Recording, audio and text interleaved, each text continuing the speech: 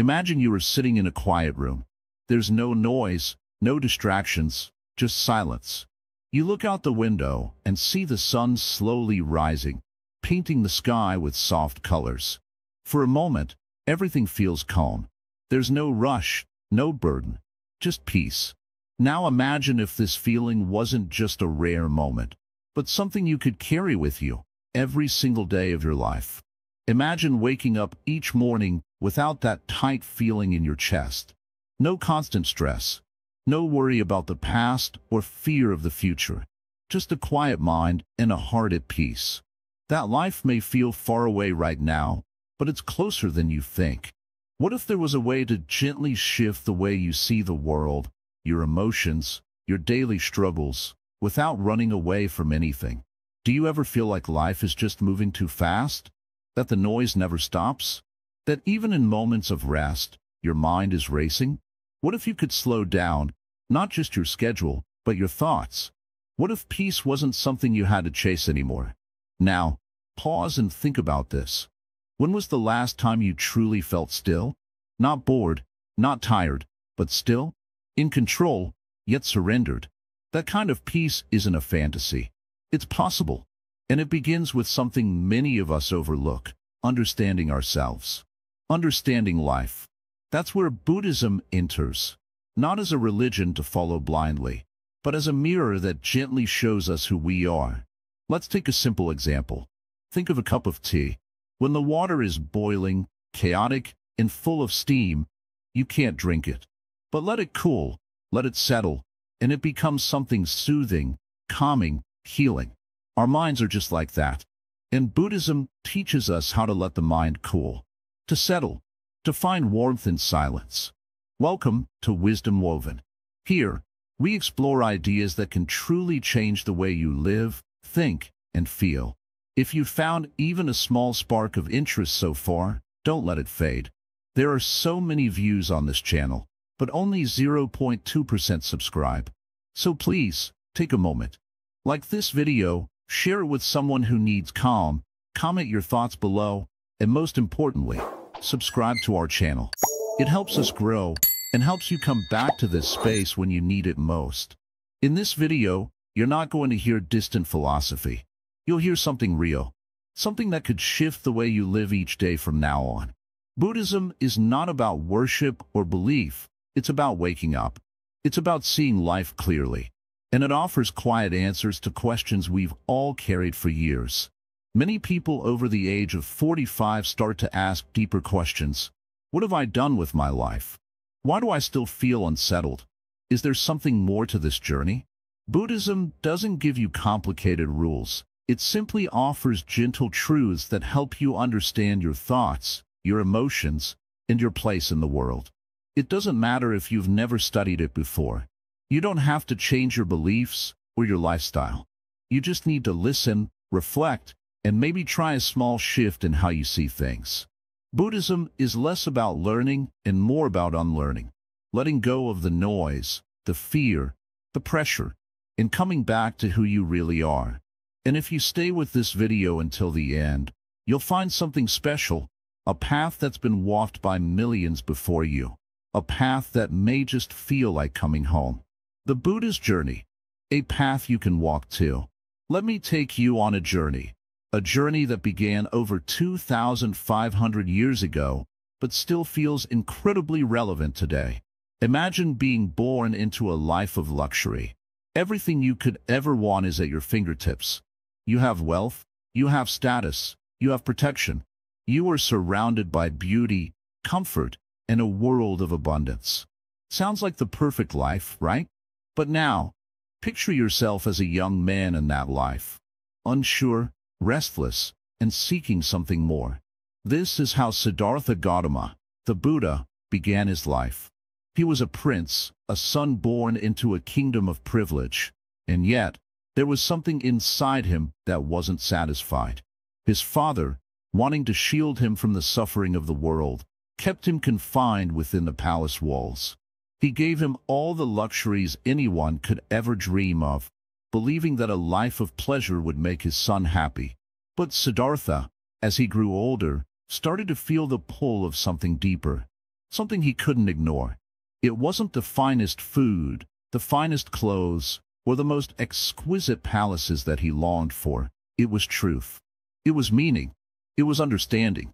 He began to sense that something was missing, something greater that he had yet to discover. One day, Siddhartha ventured outside the walls of his comfortable home, and what he saw shook him to his core. He saw sickness, aging, and death, things his father had tried to protect him from. He saw the suffering of the world, and it awakened something inside him. For the first time, he realized that no amount of wealth, no amount of comfort, no amount of protection could shield him from the universal truths of human existence.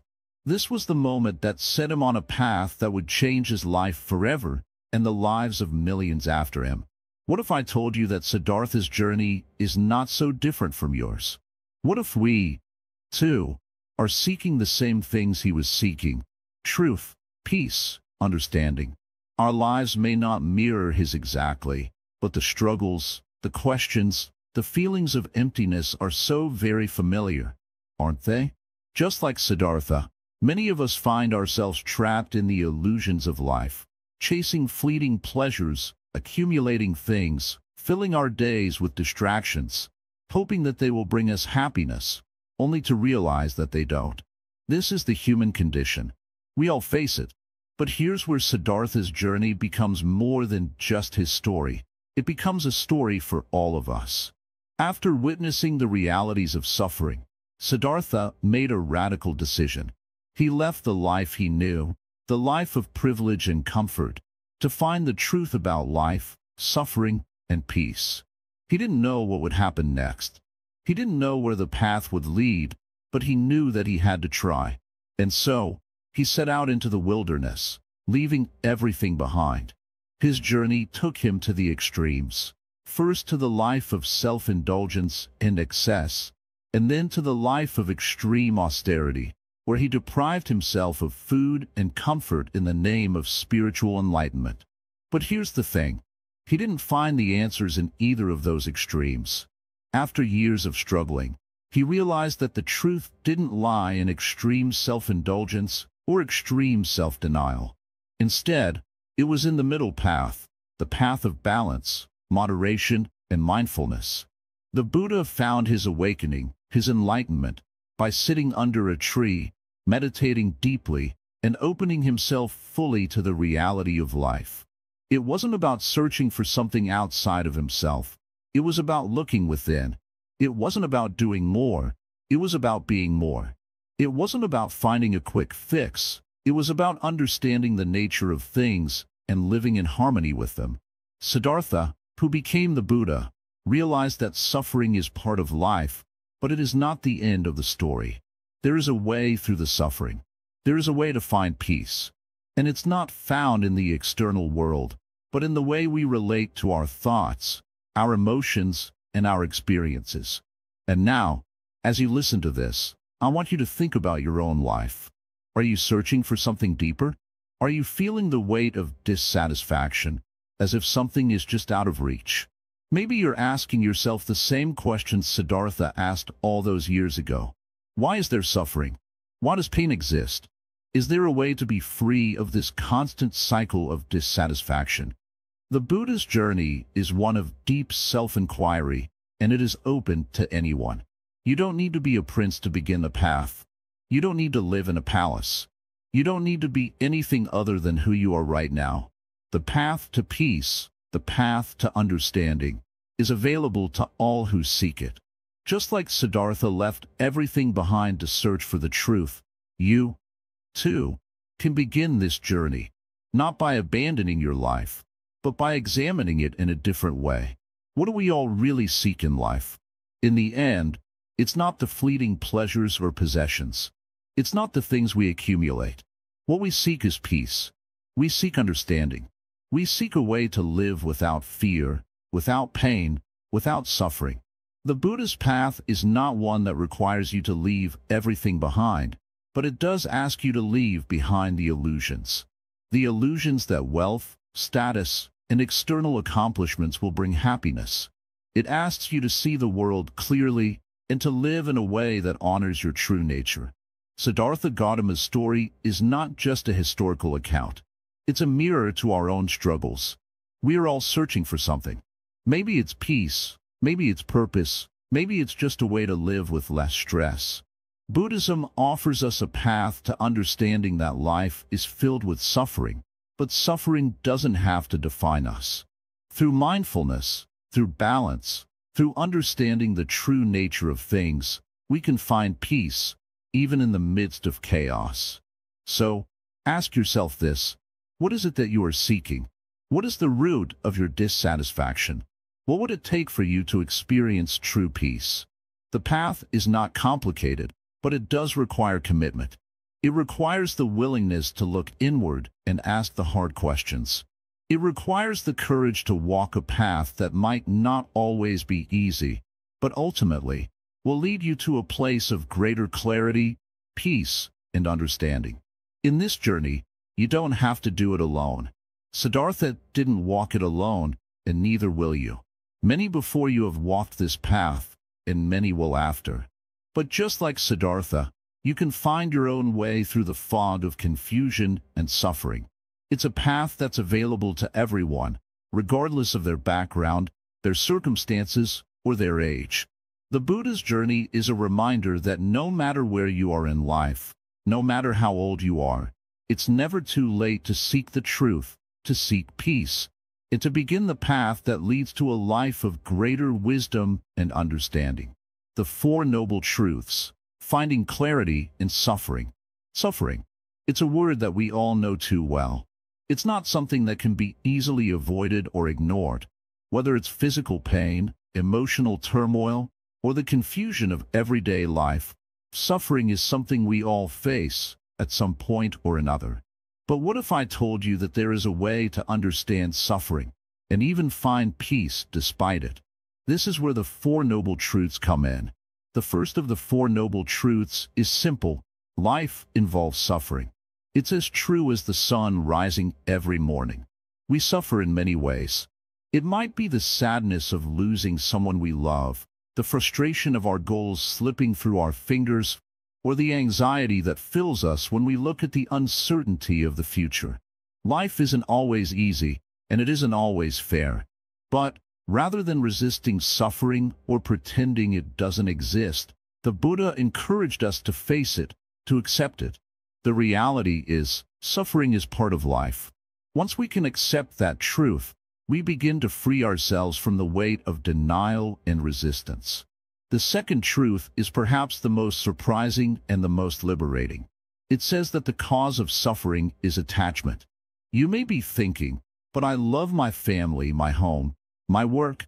Are you telling me that these things are the cause of my pain? Not exactly. What Buddhism teaches is that it's not the things themselves that cause us pain, but our attachment to them. When we become attached to something, whether it's a person, an outcome, or even an idea, we begin to depend on it for our happiness. And when it changes, or when it's taken away, we feel a deep sense of loss. The suffering comes not because of the change, but because we've built our happiness on something that is temporary and constantly changing. Think about it for a moment. How many times have you set your heart on something, only to have it slip through your fingers? Maybe you invested years into a job, and then suddenly, the job disappears. Or you've been waiting for a certain moment in your life to feel fulfilled, but when it finally arrives, it doesn't feel as perfect as you expected. Attachment to the idea of permanence, to the belief that things will always stay the same, causes us pain. If we can accept that all things are temporary, including our feelings, our possessions, and even the people around us, we free ourselves from unnecessary suffering. The third noble truth brings us hope. It tells us that there is an end to suffering. This might sound impossible at first, but stay with me. Just as the tide rises and falls, suffering too can be temporary. Imagine a storm that seems never-ending. It's rain pouring down, the winds howling. But after a while, the storm begins to settle. The rain slows, the winds calm, and the sun begins to peek through the clouds. Suffering is like that storm. It's real. It's intense. but it doesn't last forever. If we learn to face it without resistance, without attachment, we can find moments of peace, even in the midst of hardship. The fourth noble truth offers us the way out, the path that leads to the end of suffering. This is where the Eightfold Path comes in, which we'll explore later. But the essence of this truth is simple. There is a way to live that leads to less suffering and more peace. It's a way of living that focuses on right understanding, right action, right speech, and right effort.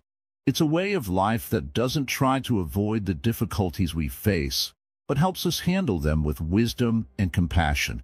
The path is not about running away from life, but about living in a way that reduces our attachments and our clinging to what is fleeting.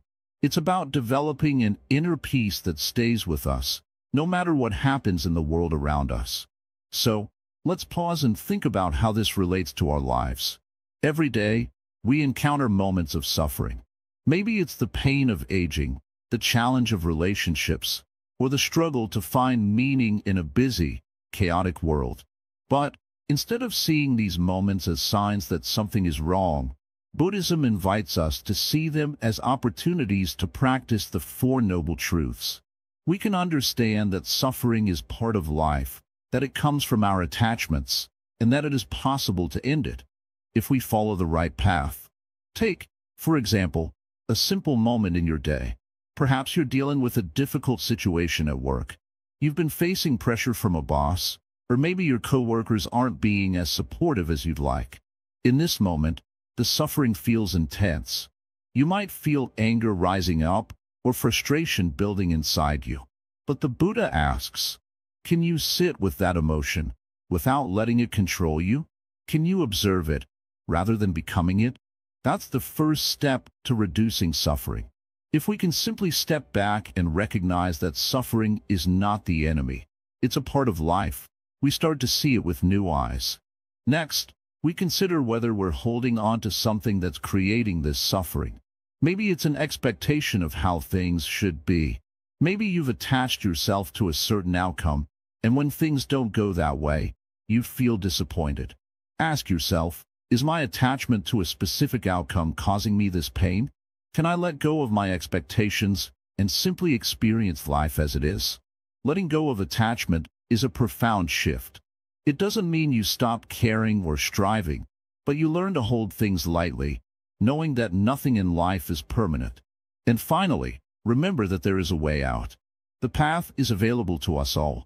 It's not a quick fix, and it doesn't promise that everything will always be easy. But it does promise that we can change the way we experience suffering. We can learn to meet life's challenges with equanimity, no longer controlled by our fears, desires, or attachments. We can choose to cultivate a mind that is calm, compassionate, and wise, even in the midst of the most difficult situations. The Four Noble Truths aren't just a set of abstract ideas. They are practical tools for living. They offer us a map for navigating life's inevitable struggles.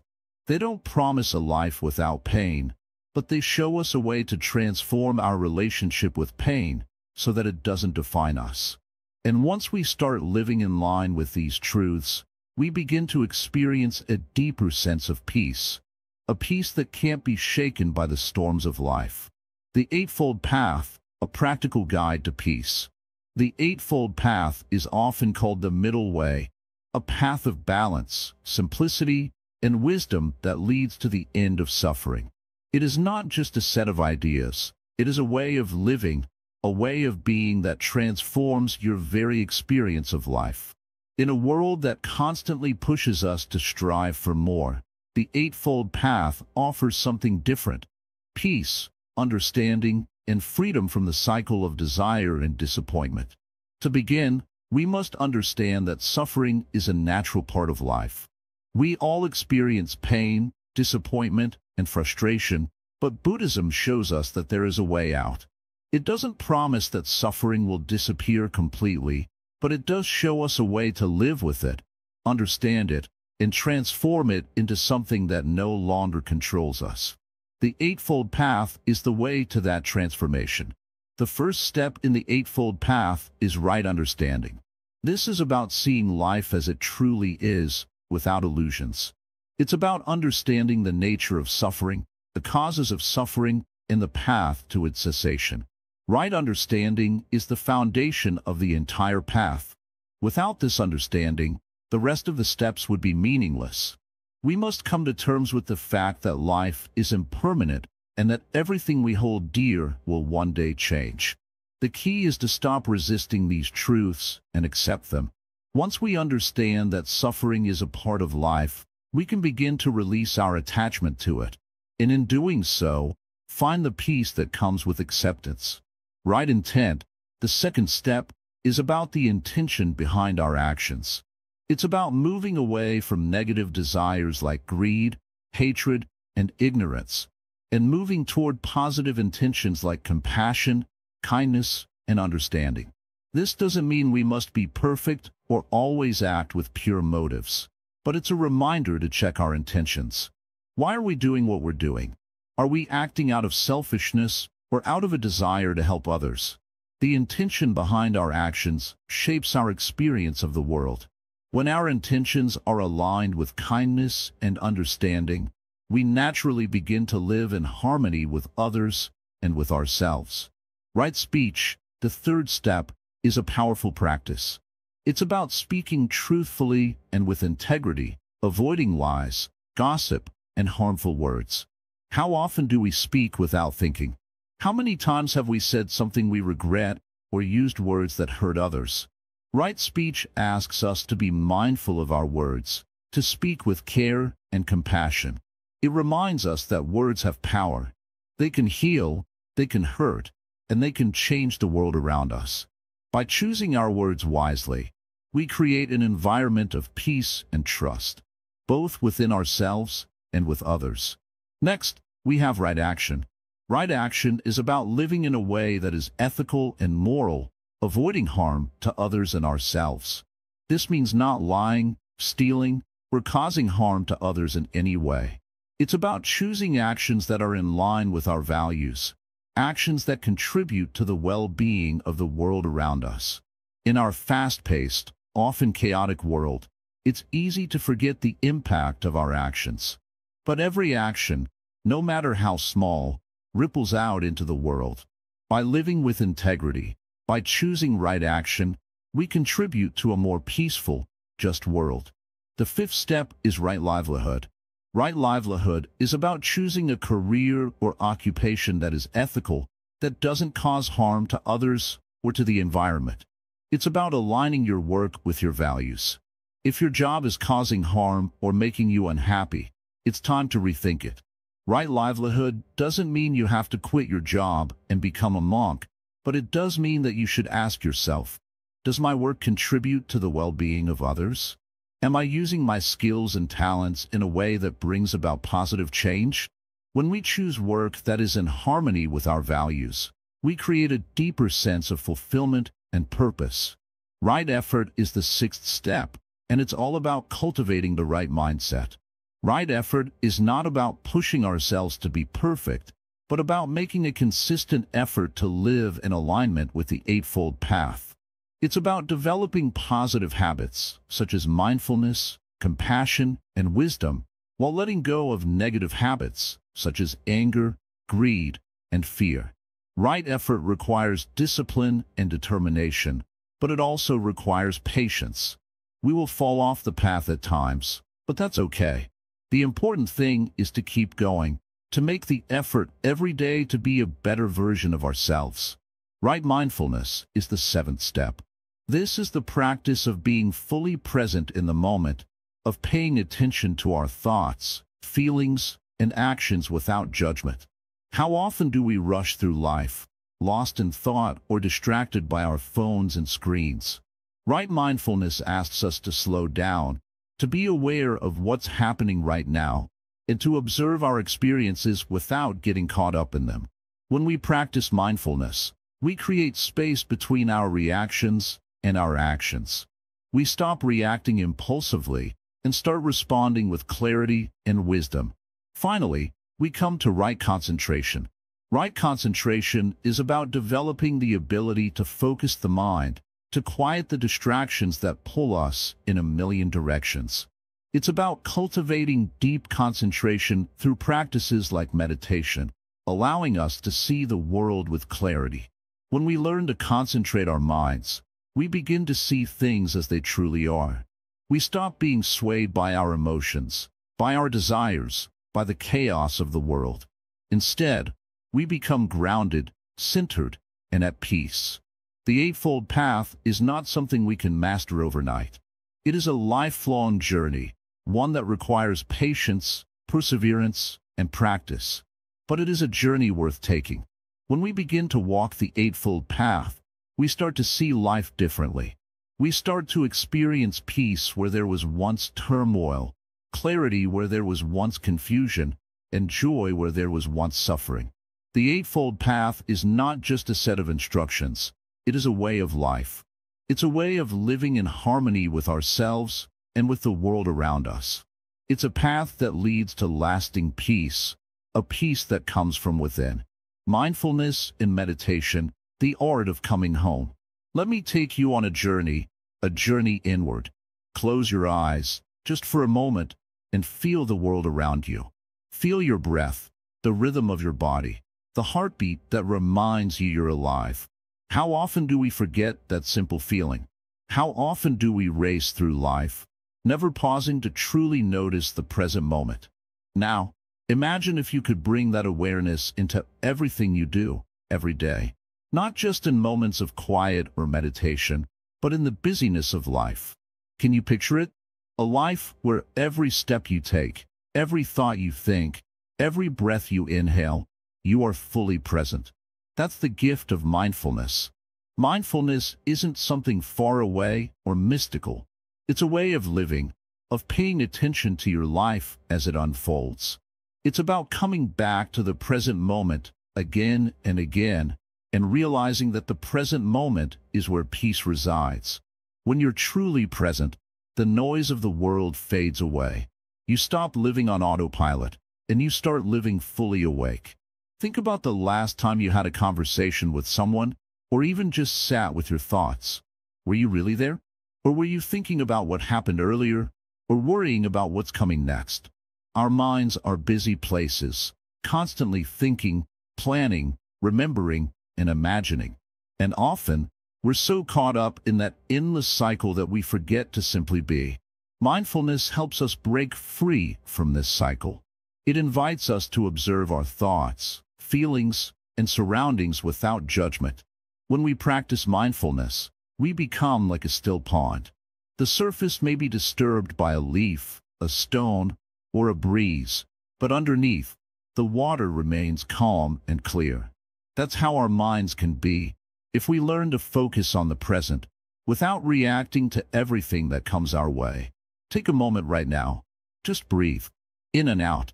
Feel your body sitting here, in this place, at this time. Notice the subtle sensations around you. Maybe the air feels cool, or the light is warm on your skin. Whatever it is, simply notice it. This is mindfulness, being aware of the present moment, without rushing through it. Many people think that mindfulness is something you do only when you meditate. But that's not true.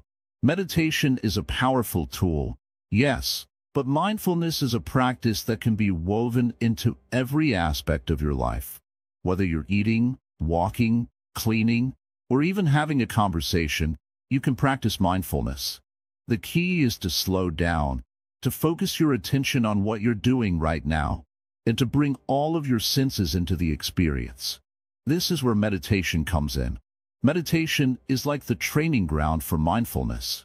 When you meditate, you intentionally set aside time to sit quietly and observe your thoughts and feelings. It's like a workout for your mind. You might think that meditation is about clearing your mind, but it's actually about noticing what's there, without getting caught up in it. You watch your thoughts come and go, just like clouds in the sky. And with practice, you learn not to react to them. Instead of being swept away by every thought and emotion, you start to see them as they are, temporary and fleeting. In meditation, we learn to be present with whatever arises. If a thought comes up, we simply notice it and let it pass. If an emotion rises, we don't suppress it or chase it away, but we acknowledge it and allow it to be. This simple practice teaches us how to handle the ups and downs of life with greater ease.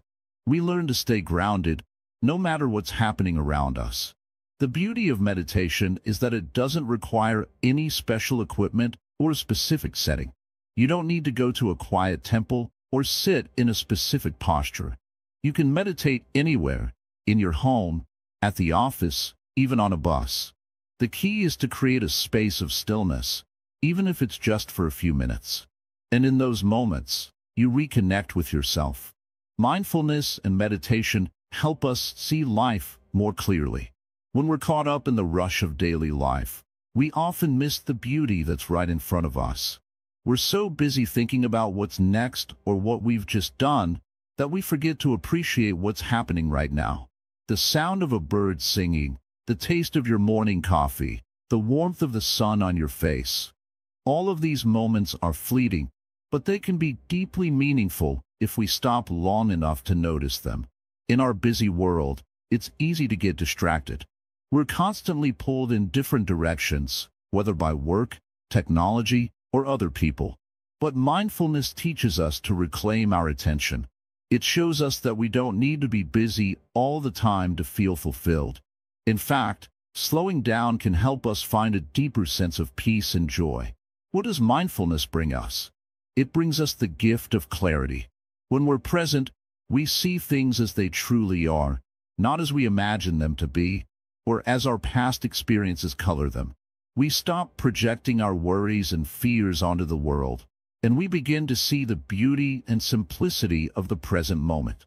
And as we practice mindfulness, we also learn to be kinder to ourselves and others. When we're fully present with someone, we can listen without judgment, without thinking about what we'll say next. We can truly hear them. And when we're mindful with ourselves, we become less critical. We stop judging ourselves for our mistakes, and we start treating ourselves with the same kindness we would offer a friend. But mindfulness isn't always easy. It takes practice. It requires patience, and most of all, it requires a willingness to slow down. In a world that tells us to hurry, to achieve, to keep moving forward at all costs, mindfulness asks us to stop, to just breathe, to listen, to be. And here's the beautiful thing. The more you practice mindfulness, the more natural it becomes. It's like learning a new language. At first, you may stumble over the words, but over time, it starts to flow. You begin to notice the little moments of beauty, the small acts of kindness, the peace that's always been there, waiting for you to find it. The goal of mindfulness isn't to change the world, it's to change how we experience it. It's not about controlling your thoughts, but learning to observe them without attachment. It's about discovering that you don't need to control everything to find peace. Peace comes from within, and mindfulness is the key that unlocks it. So, take a deep breath. And remember, you don't have to wait for a perfect moment to practice mindfulness. Every moment is the perfect moment to start. Whether you're sitting quietly or walking through a busy street, the practice of mindfulness can bring you back to yourself. It can help you remember who you are beyond the noise and chaos of life. It's your chance to come home, to the only place that truly matters, the present moment. Karma and rebirth, a deeper look at cause and continuity. Karma. It's a word many of us have heard before, perhaps even used ourselves. But what does it really mean? In simple terms, karma is the law of cause and effect. Every action we take, whether big or small, has a consequence. And this is not just about the good or bad things we do. It's about the energy we put out into the world, the thoughts we nurture in our minds, and the intentions behind every choice we make. Karma doesn't judge us. It doesn't decide what's right or wrong. It's simply a reflection of the energy we create. Imagine walking into a room with a heavy heart. Your energy fills the space. People can feel it. Now, imagine walking in with a light heart, a calm mind. Your presence shifts the atmosphere, too. The same goes for our actions. Every thought, every word, Every movement sends ripples into the world. And just like a stone thrown into a pond, those ripples will return to us. But karma is not just about immediate effects. It's about continuity. What we do now doesn't just affect us today. It can carry over into the future. Some people see karma as something that plays out over many lifetimes. This idea of rebirth may sound strange at first, but it's important to understand it from a Buddhist perspective. It's not about the soul living forever in a human form. It's about the continuity of the choices we make and how they shape the future. Think about it like this. Every action you take, every moment you experience, is like planting a seed. That seed might not sprout right away, but over time, it will grow. It will form roots. And when the time is right, it will bloom. Similarly, the karma we create today may not show its full effects right now, but it will. Just as a gardener watches their plants grow, we, too, will see the results of the seeds we plant through our actions. In Buddhism, we are taught that we are not separate from our actions. We are the sum of our choices. Our thoughts, our words, our behaviors, they all weave together to create the person we are. If you sow kindness, compassion, and mindfulness, you will see those same qualities reflected back to you in your life. If you sow anger, greed, or fear, those seeds will grow too. It's not a matter of fate or destiny. It's the natural result of the energy we put out into the world. Now, this doesn't mean that karma is some kind of punishment or reward system. It's not about paying for mistakes or earning rewards for good deeds. Karma is simply the result of cause and effect. If you plant a seed of love, it may not bloom in the exact form you expect, but it will bloom, and it will bloom in a way that nourishes you and the people around you. If you plant a seed of hate, that too will grow, and it will create suffering, not just for others, but for yourself. But what about when things don't go the way we expect? What about when life feels unfair, when we feel like we are paying the price for something we didn't even do? This is where the concept of rebirth comes into play. According to Buddhist teachings, karma isn't confined to one lifetime. It doesn't just stop when we die. It carries on. In fact, it is said that the results of our actions may play out over many lifetimes, shaping not just our current life, but the ones to come. This idea might seem overwhelming at first, especially when we face hardships that seem unjust. But the teachings of Buddhism remind us that we have the power to change the course of our lives, even in the face of past karma. No matter what has come before, we always have the opportunity to make different choices today, to start planting new seeds, to begin a new cycle. Karma is not a chain that keeps us bound to our past mistakes. It is an opportunity, a reminder that we have the power to shape our future one decision at a time. If we are unhappy with the fruits of our actions, we can begin anew. It's never too late to plant a different seed, to make a better choice, to let go of the negative patterns that have shaped us in the past. Rebirth, then, is not just about the next life. It's about the constant opportunity for change and growth in this life. Every moment is a chance to begin again, to rewrite the story of who we are. Our thoughts, our actions, and the energy we bring into the world all play a role in this continuous cycle of rebirth. But how do we break free from the patterns that seem to trap us? How do we stop repeating the same mistakes, the same negative cycles? The key is mindfulness, the awareness that our actions have consequences, both for ourselves and for others. When we become more mindful of our choices, we begin to recognize the seeds we are planting. We can catch ourselves before we speak harsh words, before we act out of anger or fear. We can choose to respond with compassion, understanding, and kindness instead. And this is where Buddhism offers us a path of true liberation. The teachings of karma and rebirth aren't meant to bind us in guilt or fear. Instead, they are meant to remind us that we are always in control. Our actions today will shape our tomorrow. And by becoming mindful of the energy we create, we can choose to create a life filled with peace, love, and joy. Karma is not a weight on our shoulders. It's a gift. It's the gift of self-awareness, the gift of understanding that we are the creators of our own lives. No one else holds that power. And through understanding karma, we begin to see that every moment is an opportunity to make a positive change, to start again, to plant seeds that will grow into a future we can be proud of. The beauty of karma is that it reminds us we are not at the mercy of life's circumstances. No matter what has happened in the past, no matter what mistakes we may have made, we always have the power to change. Our karma, our future, is in our hands. And this is the most liberating truth of all. Impermanence, the gentle power of letting go. We live in a world where everything changes. Every day, the seasons shift, the sun rises and sets, people come and go. Yet, most of us spend our lives trying to avoid change, holding on tightly to things as they were, wishing that the good times would last forever, fearing the bad times would never end. But here's the truth that Buddhism offers: nothing stays the same. And that's okay. In fact, it's more than okay. It's liberating.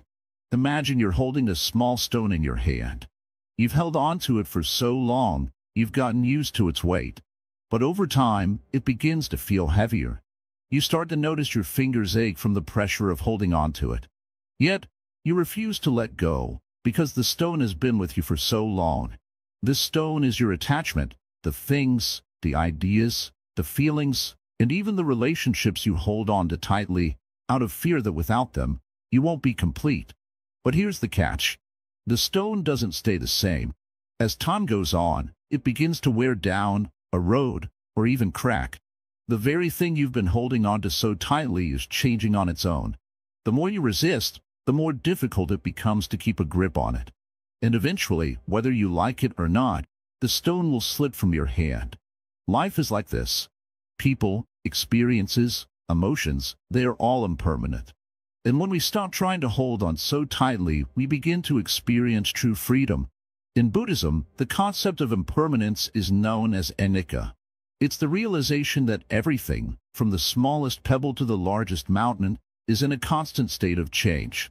Nothing in this world is permanent, not the good times, nor the bad. If we cling to them, we suffer. If we accept them for what they are, temporary, we find peace. One of the most powerful lessons of impermanence is the freedom it offers. When we truly understand that nothing lasts forever, we no longer have to fear loss. We stop thinking, I need to hold on to this forever, and instead, we start saying, I will enjoy it while it's here. This shift in mindset doesn't just reduce anxiety, it opens the door to gratitude. When we accept that things will change, we learn to appreciate them more deeply. Think about a time when you held on to something, desperately trying to make it last. Maybe it was a job, a relationship, or even a moment of happiness. At first, everything seemed perfect, and you believed that this was how it was always supposed to be. But then, slowly, things changed. The job became stressful. The relationship grew strained. The happiness faded. And you were left holding on to something that no longer fit. The more you tried to fix it, the more it slipped away. Now, imagine if you had known, from the very beginning, that it wouldn't last. Imagine if you had accepted that impermanence was part of the process. You could have enjoyed that job for what it was, without expecting it to fulfill you forever. You could have loved the person, without believing that love would never fade. You could have felt joy in the moment, without worrying that it would vanish. The moment would have been enough. The Buddhist teachings on impermanence ask us to live more in the present, to recognize that the only time we truly have is right now. When we stop worrying about the future or regretting the past, we begin to fully experience life as it is. We start to see things not as fixed, but as flowing, constantly changing, constantly moving. And in this flow, we find a deeper peace, a deeper understanding of our place in the world. One of the most difficult things to accept is the impermanence of people. We all experience loss at some point, whether it's the death of a loved one, a friendship that fades, or a relationship that ends. The pain of these losses can be overwhelming, but Buddhism teaches us that this pain is not because of the impermanence itself, but because of our attachment to things that we can't control. When we hold on to people as though they are ours to keep forever, we set ourselves up for suffering. But when we understand that everyone, including ourselves, is impermanent, we can appreciate the time we have with each person more deeply. We can love without fear, knowing that all relationships are temporary. This doesn't mean we love any less. It means we love more freely, without the anxiety that comes from trying to hold on to something that is destined to change. We also learn that impermanence is not just about endings, it's also about beginnings. With every end, there is a new beginning. Every time something leaves, something new comes in. Life is a cycle of constant transformation.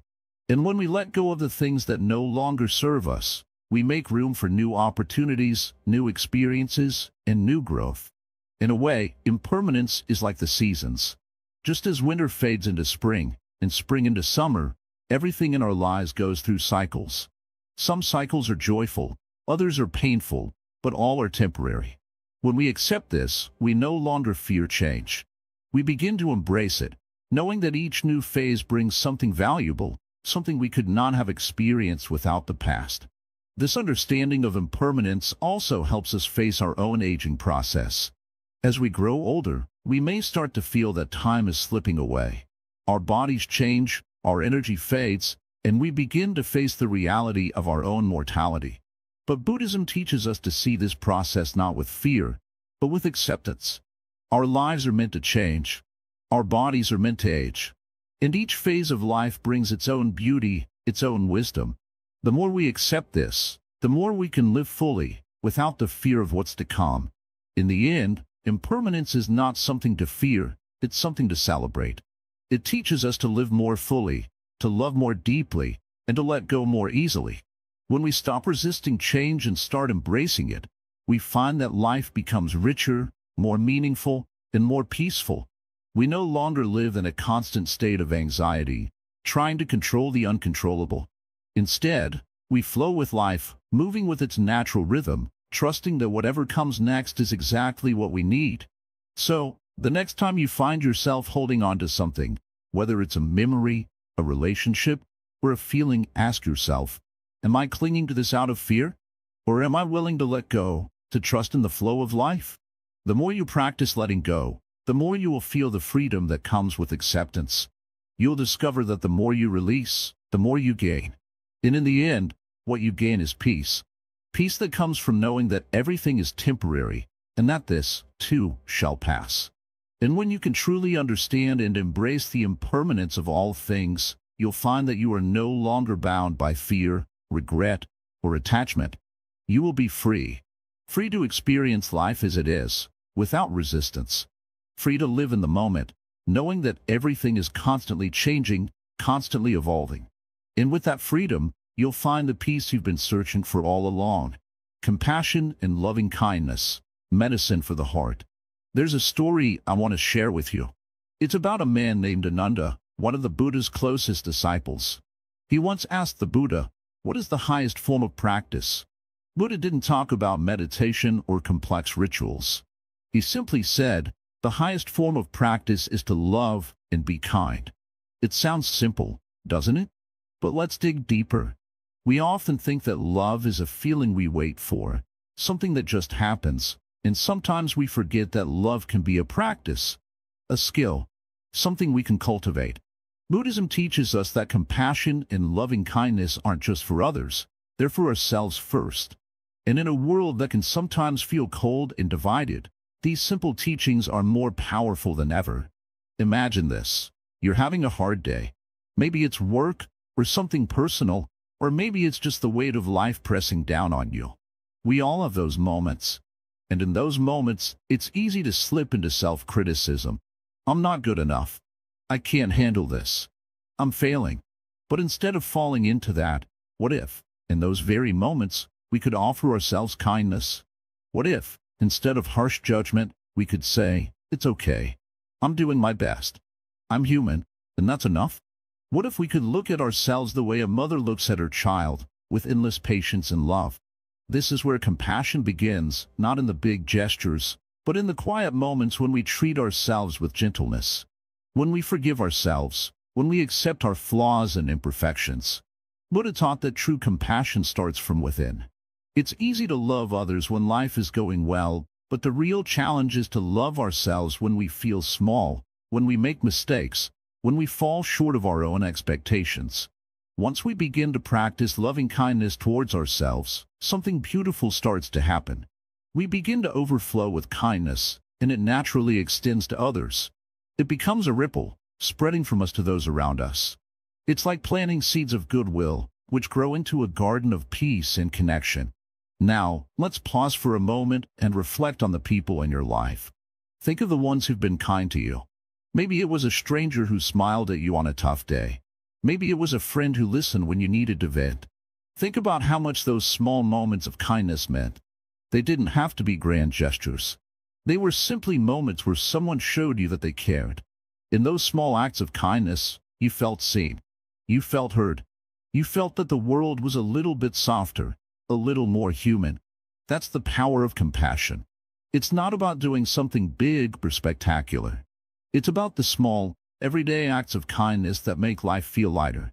Whether it's offering a listening ear to someone who needs it, helping a neighbor, or simply smiling at someone who looks like they could use a little warmth, these small acts of love have the power to change lives. But we often forget how simple this is. We think that love and kindness need to be extraordinary to matter. But they don't. A smile, a kind word, a gentle touch, they all carry immense power. They may seem small in the moment, but their impact is far-reaching. Compassion isn't about fixing everything. It's not about making someone's life perfect. It's about saying, I see you. I understand you. I'm here for you. Now, take a moment to think about the people you've found it difficult to love.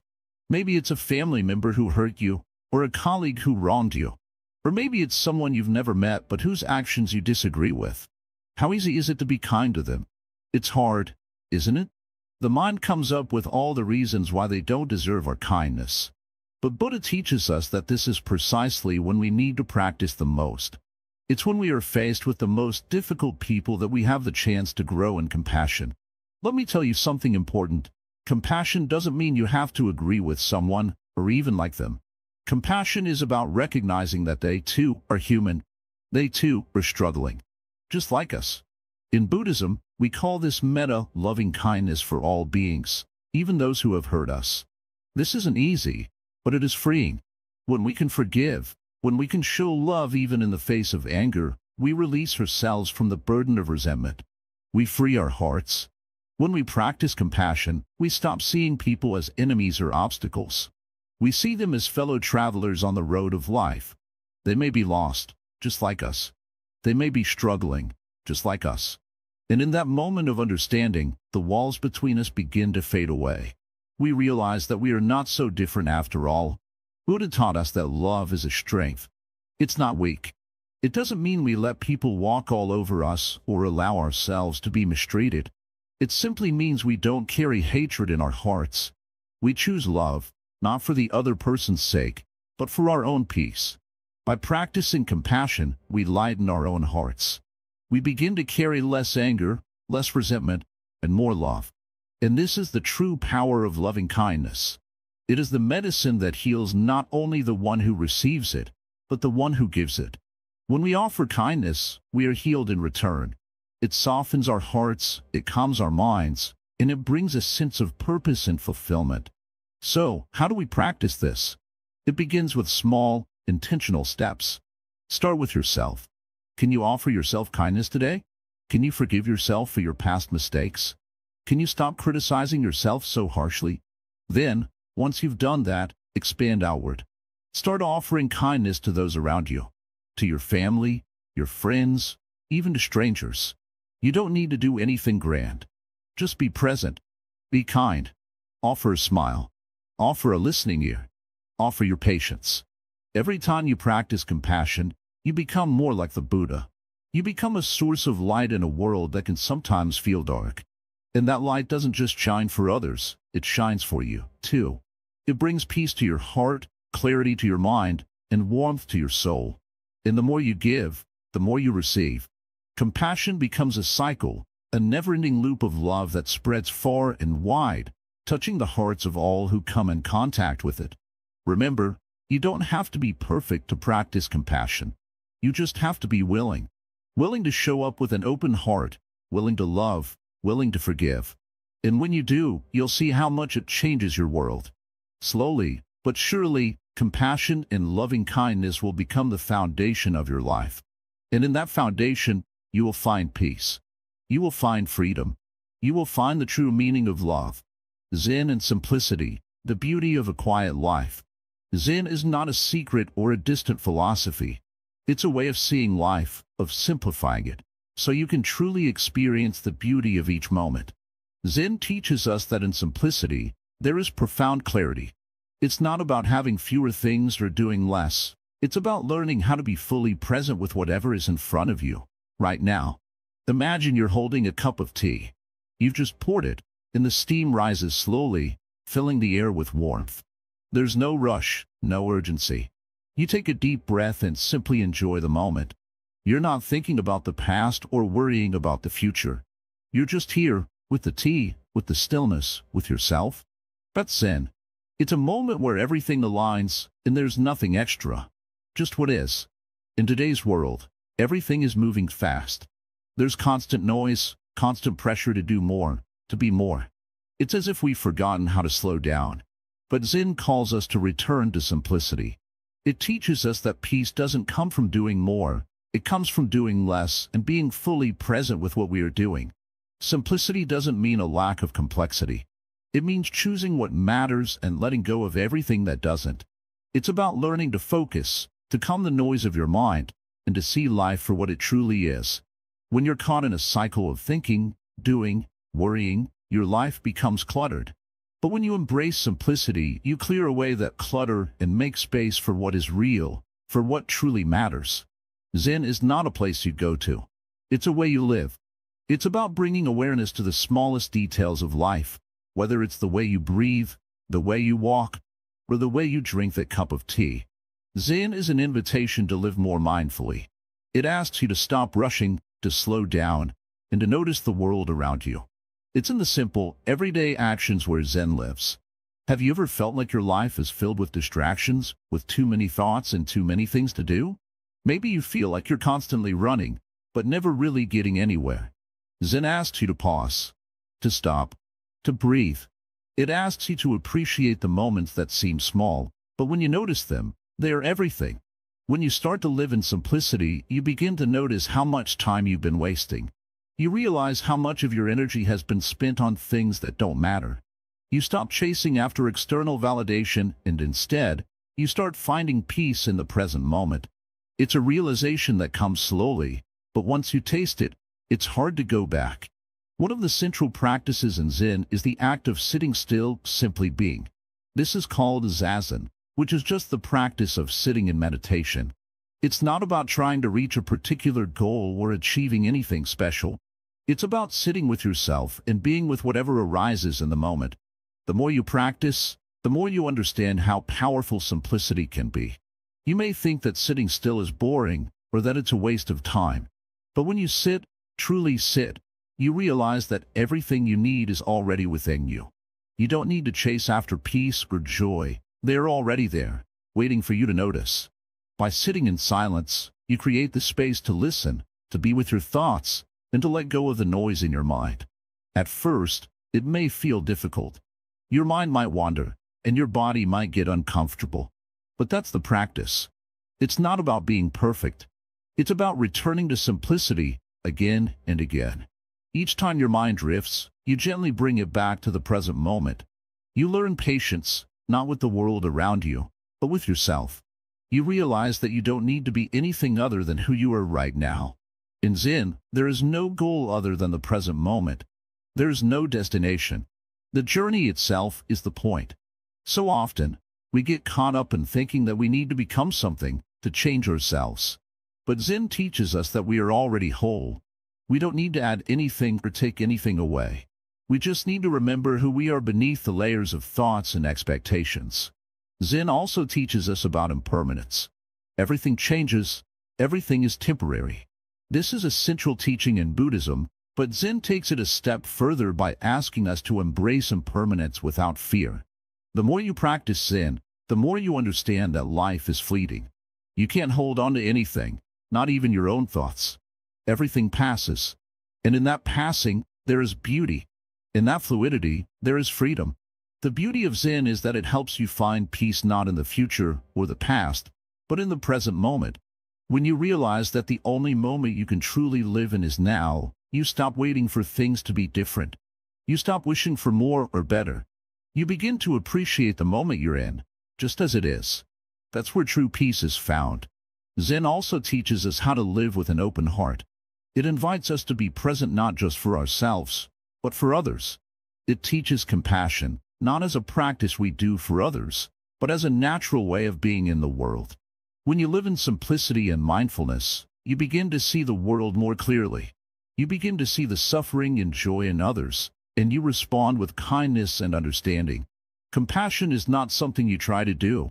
It's something that flows naturally when you're fully present with life. At its core, Zen is about returning to the basics.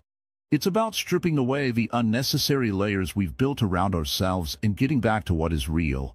The world is often full of distractions, but Zen teaches us how to filter out the noise. It shows us that peace is not found in possessions, achievements, or external validation.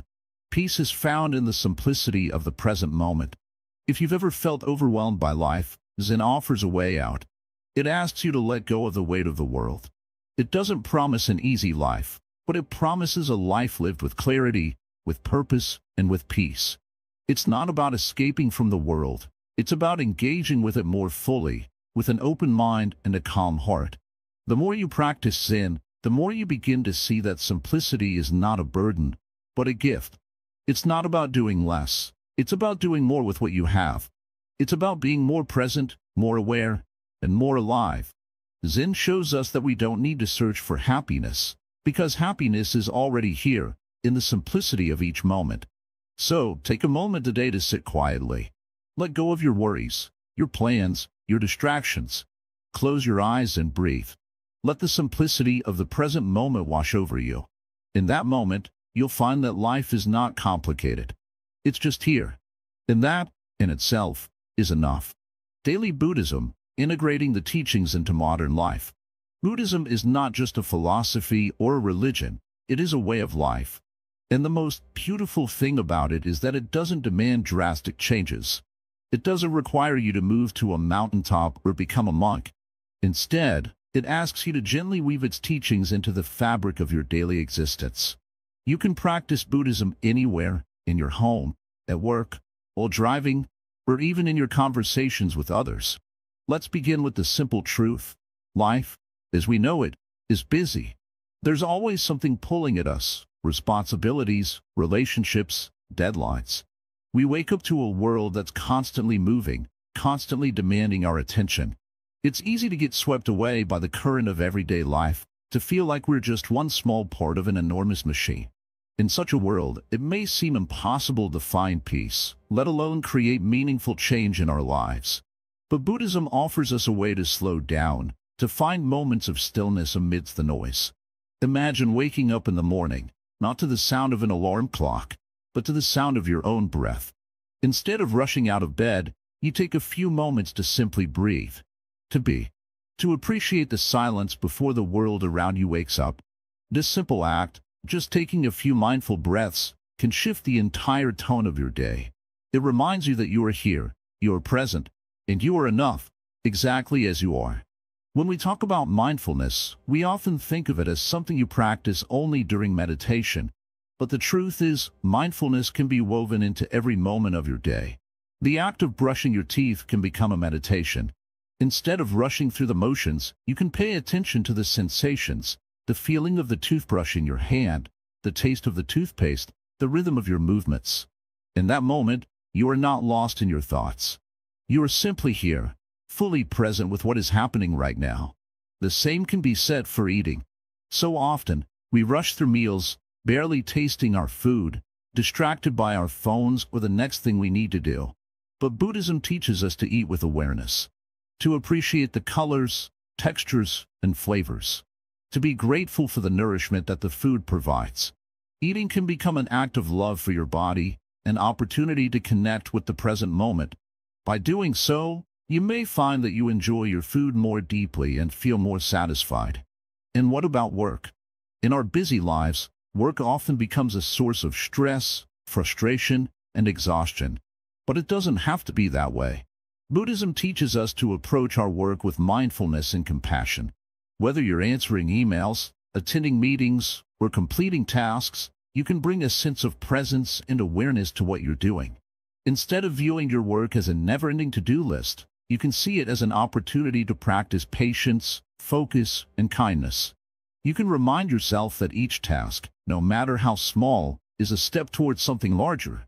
Let's take a moment to reflect on how you interact with others. In the hustle and bustle of daily life, it's easy to forget the importance of kindness and compassion. But Buddhism teaches us that our relationships with others are an essential part of our spiritual practice. It encourages us to listen deeply, to speak with honesty, and to act with generosity. Imagine how much more peaceful the world would be if we all took a moment to truly listen to one another, without judgment or distraction. If we could speak to each other with respect and understanding. These small acts of kindness, these moments of connection, can transform not only our own lives but the lives of those around us. One of the most transformative teachings of Buddhism is the idea of letting go. Letting go of attachments, expectations, and the need for control. This doesn't mean giving up or resigning ourselves to a life of passivity. It means freeing ourselves from the burden of holding on too tightly to things that no longer serve us. Letting go of the need to be right, to prove ourselves, to cling to the past or fear the future. It's about embracing the present moment and trusting that everything will unfold as it should. The more we let go, the more space we create for peace, joy, and acceptance. Now, let's talk about one of the most powerful practices in Buddhism, meditation. Many people think meditation is a mysterious or difficult practice, but it is simply a way to train the mind to become still and focused. You don't need to sit for hours in silence to meditate. Even just 5 minutes of mindful breathing each day can have a profound impact. The beauty of meditation is that it doesn't require any special equipment or a perfect environment. All you need is a quiet space and the willingness to be present with your thoughts. As you meditate, you'll notice that your thoughts will wander. This is normal. The mind is constantly active, jumping from one thought to the next. The key is not to fight your thoughts, but to observe them without attachment. You are not your thoughts. You are the awareness behind them. And with practice, you'll find that you can let go of thoughts more easily, returning to a place of calm and clarity. But meditation isn't just something you do in the morning or evening. It can be integrated into every part of your day. As you walk, you can practice mindful walking, feeling each step, noticing the sensation of your feet on the ground. When you're driving, you can practice mindful driving, being aware of your surroundings, your breath, and the rhythm of the road. The more you bring mindfulness into your daily life, the more you will find that peace is not something that is out there, but something that is already within you, waiting to be discovered. The teachings of Buddhism are not just about finding peace and stillness. They are also about finding peace in motion. Life is constantly changing, and it can often feel like we're swept away by its waves. But Buddhism teaches us how to ride those waves with grace, to find balance even in the midst of chaos, to remain rooted in the present moment, even when everything around us is shifting. And finally, it's important to remember that the journey of Buddhism is a lifelong practice. You don't need to achieve anything. There's no end goal or final destination. The beauty of Buddhism is that it is about the process, not the result. Every moment is an opportunity to practice, to grow, and to become more aware of your thoughts, your actions, and your heart. Incorporating Buddhism into your daily life is not about perfection, it's about progress. It's about taking small steps each day to become more mindful, more compassionate, and more present. And over time, those small steps will add up, leading you to a life that is more peaceful, more fulfilling, and more connected to the world around you. So, as you move through your day, remember that you are not alone on this journey. The teachings of Buddhism are here to guide you, to support you, and to help you find peace amidst the chaos of life. All it takes is a willingness to be present, to let go, and to trust that everything is unfolding exactly as it should.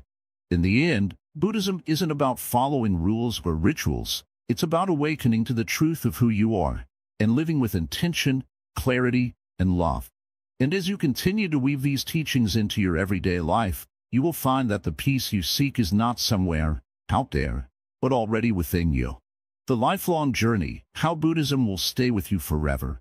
You've now reached the final part of this journey, a journey that, in truth, has no real end. We've traveled through the teachings of Buddhism together, and while this video may be coming to a close, the lessons we've shared are just the beginning. Buddhism is not something you learn in a few hours, a few days, or even a few years. It is a lifelong practice, a way of being that will transform how you live, think, and experience the world.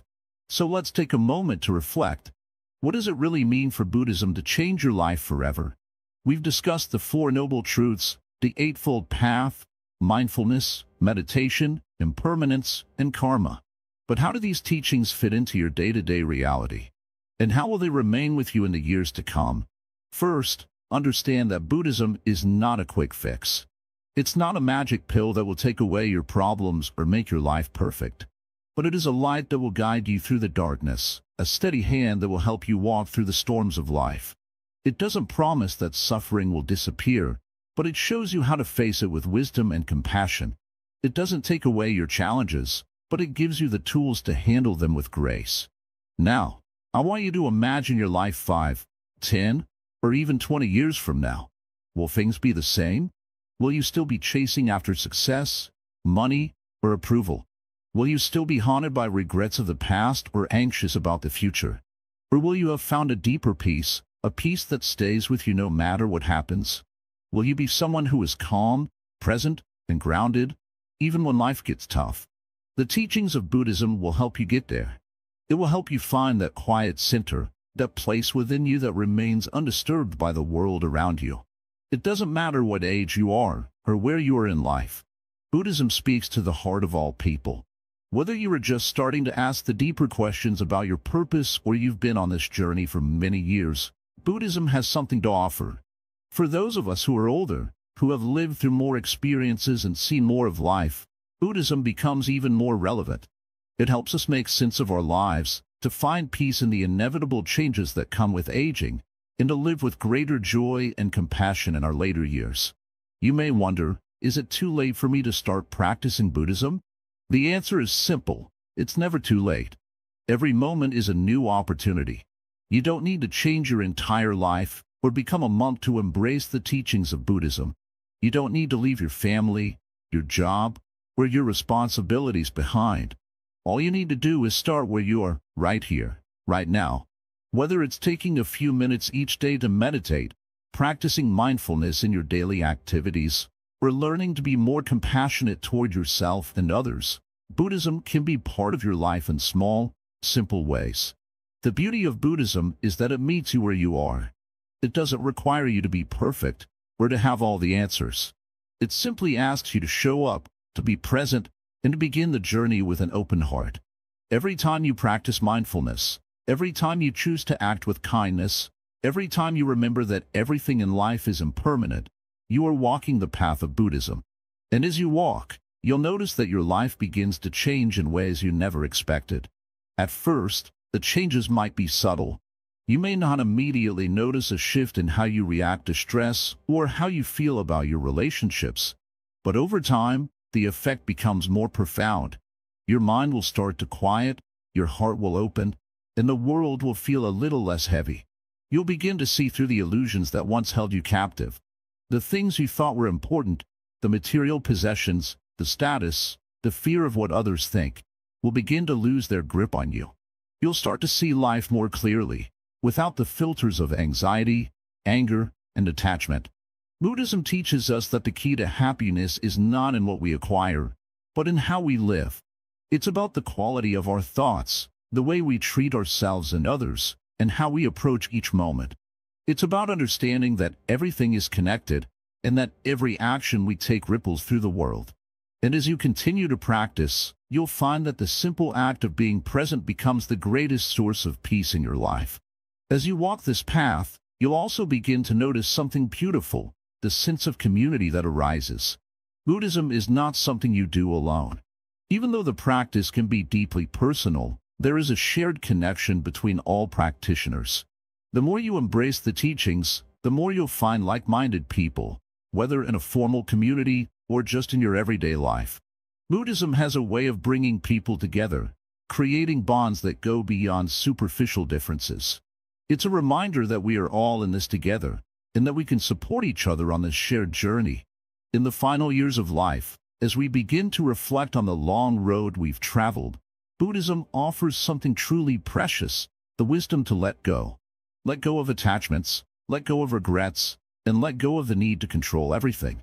When you accept impermanence, when you understand that everything changes, you can face the inevitable challenges of aging, illness, and death with a sense of peace. You can embrace each moment with gratitude, knowing that it is all part of the great unfolding of life. At this point, you might be thinking, I understand what Buddhism is, but how do I keep this practice going? How do I make sure that this doesn't just become another passing interest? The key is consistency. Small actions, taken regularly, build up over time. Whether it's a short meditation in the morning, a mindful walk in the evening, or simply taking a moment to breathe deeply throughout the day, these small practices will begin to weave their way into the fabric of your life. And one day, you'll look back and realize that Buddhism has changed the way you see the world, the way you handle stress, and the way you interact with others. It will have become an integral part of who you are. I want to leave you with one final thought. Life is a journey, and it's not about the destination. It's about the moments along the way, the quiet, still moments where we find our true selves. Buddhism teaches us to embrace those moments, to find peace in the present, and to let go of the need to control everything. It shows us that happiness is not something we chase after, but something we cultivate from within. And so, as you move forward, remember this: Buddhism will stay with you, not as a set of beliefs, but as a way of living. It will continue to guide you, to support you, and to offer you peace, long after this video ends. Embrace it, practice it, and let it transform your life, not in a dramatic way, but in the quiet, steady way that only wisdom can. And in the end, you'll find that you become someone who can walk through this world with a calm mind, an open heart, and the deep understanding that everything is exactly as it should be. This is your lifelong journey, and Buddhism will be with you every step of the way.